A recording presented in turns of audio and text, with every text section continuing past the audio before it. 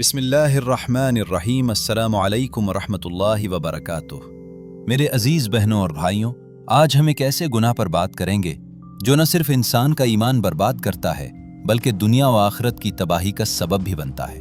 ये गुनाह है जिना। जी हाँ, जिना एक कबीरा गुनाह, एक अखलाकी तबाही, एक शैतानी रास्ता। जिना सिर्फ जिस्मानी ताल्लुकात तक महदूद नहीं, इसका आगाज निगाह से होता है, जबान से, सोच से और दिल से।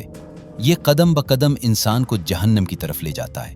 कुरान पाक में अल्लाह ताला फरमाता है, वला तक़रबुज़्ज़िना इन्नहु कान फ़ाहिशतम वसाअ सबीला।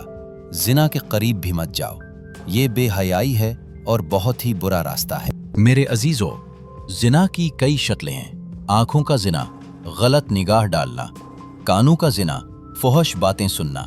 जबान का जिना, बेहयाई की बात करना। दिल का जिना, बुरे ख्यालात रखना।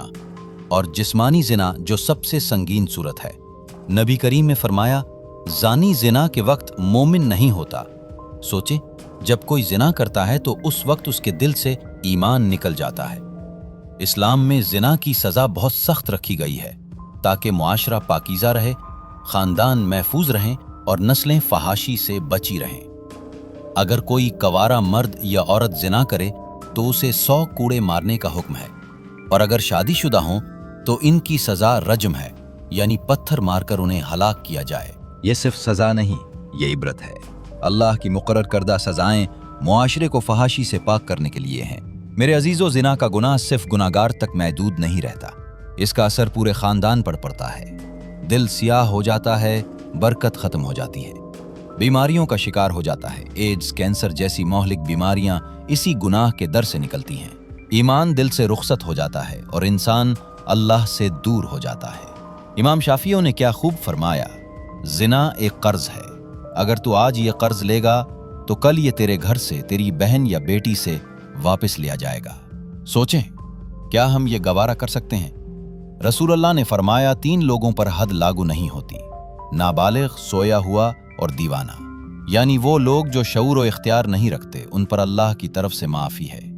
लेकिन हम जो जानबूझकर गलत करते हैं, हमारे लिए हिसाब है, सख्त हिसाब। मेरे भाइयों, अक्सर ये गुनाह वालिदैन की गफलत से भी जन्म लेता है।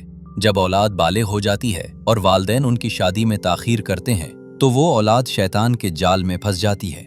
याद रखें, अगर आपकी बेटी या बेटा गलती करता है तो गुनाह सिर्फ उसका नहीं, माँ बाप का भी है। अल्लाह क़यामत के दिन वालिदैन से भी हिसाब लेगा। आज के दौर में फहाशी आम है। सोशल मीडिया, बाजार, मोबाइल, हर तरफ बेहयाई का सैलाब है। नौजवान फख्र से गुनाह करते हैं, दूसरों को दावत देते हैं और खुद को कामयाब समझते हैं। ऐसा मत करो। अगर तुमने किसी को गलती की तरफ माइल किया तो उसका गुनाह तुम्हारे नामे आमाल में भी लिखा जाएगा। इस्लाम इफ़्फ़त व पाक दामनी का दीन है। अल्लाह ताला फरमाता है, पाक मर्दों के लिए पाक औरतें हैं और पाक औरतों के लिए पाक मर्द।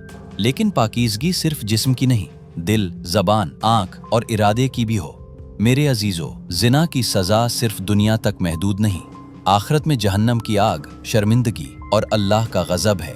अभी वक्त है, तौबा करो, अपने नफ्स को काबू में रखो, अपनी निगाहों को झुकाओ, अपने दोस्तों को बचाओ, अपने घर को पाकीज़ा रखो, अपने बच्चों को वक्त पर निकाह की नेमत से नवाजो।